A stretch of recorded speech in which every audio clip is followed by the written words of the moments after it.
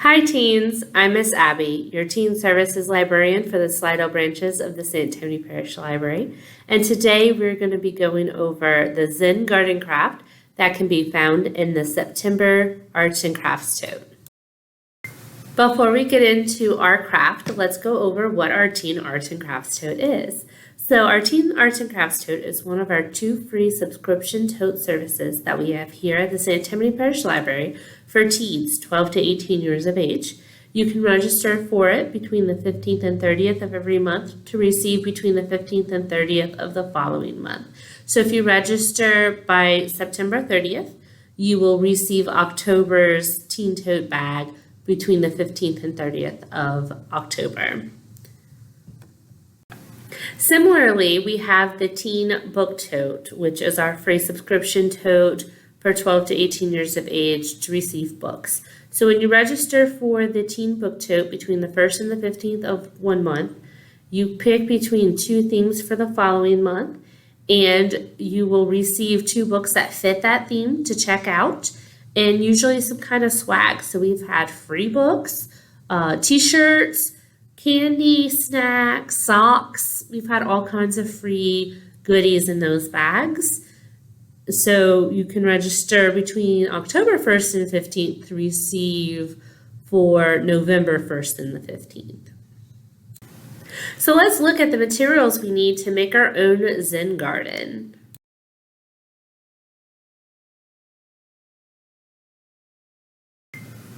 So this is the Zen garden we will be creating. I did a cover for the top, and there's also a cover on the bottom. And we did a nice little felt background on the inside, and it's whatever you want it to look like. And then I just added some stones and made mine pretty simple. You can go a little more complicated if you want. And we're going to do that by choosing our materials. So everybody received materials to make their first Zen garden in their tote. If you did not receive a tote, these are all things that you can pick up at the store. So you need an Altoid tin, empty of mints. I do wipe them out just to get any of the excess sugar or leftovers out of the tin. And you can do that with a little Clorox wipe or just some soap and water. You're going to need an Altoid tin template that you can find online, some scissors, a pen, a paintbrush for the glue. If you have another applicator, that's fine. I also included a popsicle stick and a toothpick, some glue, 2 different kinds of sand, and some pebbles or glass to decorate with, some rocks to decorate with, scrapbook paper for the outside of your tin, and felt for the inside lid. So we're actually going to start with the outside of your Zen garden. So you should have a template guide for your Altoid tin, and they're all labeled. So this is the top outside of your tin, the bottom outside of your tin, and the top inside and the bottom inside. I'm not going to worry about the bottom inside because I'm going to fill the bottom with sand, so you're not going to be able to see it anyway. But I am going to do a piece of felt for the top inside. So what I'm going to do is cut all of these out that I'm going to use. Obviously, I'm not going to cut the bottom inside because I'm not going to use it. If you want to use it, there's plenty of scrapbook paper for you to do a lining for the bottom if you'd like. So I'm going to take a second and cut these out. Once you have your templates cut out, you can figure out which cardstock or felt you're going to use for which piece. Make sure that if you are tracing your templates, that you're doing it on the opposite side that you want to show, because you don't want to show pin marks and you don't want to flip it and find a different design, or that it's plain white when you wanted something like this really cool graffiti style. So you would trace on the white side so that you would have this side showing. All right, once they are all cut out, you can start applying them. So definitely remember which ones you meant for which section. I'm going to start with my top, and then do my bottom and then the inside. And that'll give the top and the bottom a chance to dry a little bit while I work on my Zen garden. So I'm going to take my Mod Podge and the brush that everybody received, and I'm just going to apply my glue. And you can do a nice thick coating, but don't pour it on there. You have way more glue than you need. I gave everybody a good amount just in case. So we're going to do a nice even layer all the way across. And if any glue escapes, it should be fine. This is Mod Podge and it dries clear. So don't worry about it. You won't really be able to tell. So this is my top outside, and I'm going to firmly press it down to my tin so it'll dry. And then I'm actually going to open it up and flip it over so that I can work on the bottom as well. And I'm going to press it down, make sure there aren't any bubbles in the lid. And I'm going to apply my glue to the back. This one will go a little bit faster because you're not working with the raised parts that you are on the top from all the letters. Ooh, got a little bit going over the edge there. And you can certainly clean that up while it's wet if you want. But like I said, it dries pretty clear, so I wouldn't worry about it. And it will scrape off once it's dry if you don't want it on the edges. It'll come off pretty cleanly. So again, I'm doing the side where I had my ink down so you don't see it. And it's okay to cut a little bit inside that line because when you're tracing, you're making that a little bit bigger. So I cut a little bit on the inside of my line so that it lines up nicely with my toy tin. And you have lots of extra glue. Give this a second to dry, and then once it's dry, if you like, you can do another coating on the top of it, and that will help seal it and keep it from peeling off. You can also go along the edges to make sure you seal it nice and well. But give this first layer a chance to dry before you do that. So I used this one for an example already, so I have a little bit of sand in here. So I want to make sure that that's cleaned out. So if you were playing with your tins already and then you decided to watch the video and you have a little bit of sand, just clean it out the best you can on the top lid. Don't worry about down here because you're going to put more sand. And just clean it out as best you can so that you can get the glue in there and adhere the felt to it. Don't worry if there's a few grains because it'll just glue those down too. Mod Podge is fantastic with stuff like that. So we're going to give it a nice even coat just like we did the top and the bottom. And once we have that glue in there nice and evenly, kind of all spread around, you're going to take your felt, again, ink side down, and you're just going to fit it in there. And it should fit pretty cleanly. And this is a thicker felt. If you don't want to do the felt that you received in your kit, no problem. You should have plenty of cardstock, and you can just cut a piece of cardstock for this. Okay, so I have it nice and firmly pushed down. Also, if you're doing this and you're like, I really don't want a lid, I don't see the point in this, the lids do come off. Just be careful because it is tin and you don't want to cut yourself, but you can certainly take the lid off. There's nothing saying that your Zen garden has to look like my Zen garden. This is for you at home. This is not for me. So once you have all of this glued down, you can start your next bit. Or if you want to get a little creative, you can. I included extra pieces of felt of different colors in your kit. So if you want to make a flower or put flowers here, or a bicycle was in the image, you can do whatever it is you like. You can cut out your name. Whatever makes you happy, you can put here, or you can leave it plain. I like it plain myself. I think it's very calming, so that's how I leave it.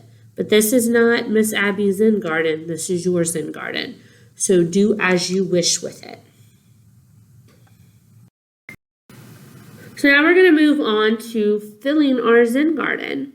So as you've probably noticed already, you have two different kinds of sand in your kit. One of them is going to be kind of a coarser sand and something that you expect to find at like a playground or maybe even the beach. And the other is going to be more of a softer, finer sand. You can use either one of them for the top or the bottom.